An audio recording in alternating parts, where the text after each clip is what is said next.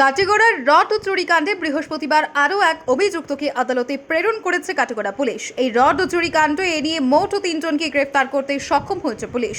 এবার এই রড চুরির ঘটনায় জড়িত থাকার অভিযোগে গ্রেফতার হলেন কাছাড় জেলার জাটিঙ্গা সমবায় সমিতির চেয়ারম্যান তথা কংগ্রেস নেতা তাজউদ্দিন মজুমদার।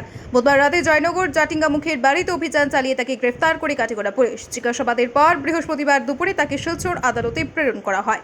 প্রসঙ্গত, লরিতে করে গুয়াহাটি থেকে মিজোরাম যাওয়ার পথে 19 লক্ষ টাকার রড চুরি যাওয়ার এক ঘটনার সঙ্গে জড়িত থাকার অভিযোগে তাকে গ্রেফতার করে পুলিশ। ধৃত তাজউদ্দিনের মালিকানাধীন পেট্রোল পাম্প থেকে চুরি যাওয়ার রড পাচার করা হয়েছিল বলে অভিযোগ।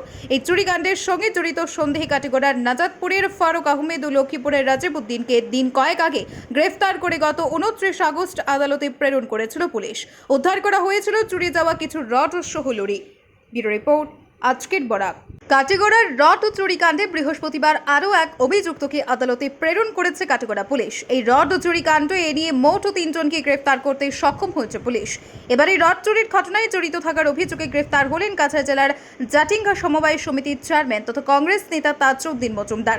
বুধবার রাতে জয়নগর জাটিঙ্গা মুখের বাড়িতে অভিযান চালিয়ে তাকে গ্রেফতার করে কাটিগড়া পুলিশ। জিজ্ঞাসাবাদের পর বৃহস্পতিবার দুপুরে তাকে শিলচর আদালতে প্রেরণ করা হয়। প্রসঙ্গত, লরিতে করে গুয়াহাটি থেকে মিজোরাম যাওয়ার পথে 19 লক্ষ টাকার রড চুরি যাওয়ার এক ঘটনার সঙ্গে জড়িত থাকার অভিযোগে তাকে গ্রেফতার করে পুলিশ। ধৃত তাজউদ্দিনের মালিকানাধীন পেট্রোল পাম্প থেকে চুরি যাওয়ার রড পাচার করা হয়েছিল বলে অভিযোগ। এই চুরিকাণ্ডের সঙ্গে জড়িত সন্দেহে কাটিগড়ার নাজাদপুরের ফারুক আহমেদ ও লক্ষ্মীপুরের রাজিবউদ্দিনকে দিন কয়েক আগে গ্রেফতার করে গত 29 আগস্ট আদালতে প্রেরণ করেছিল পুলিশ।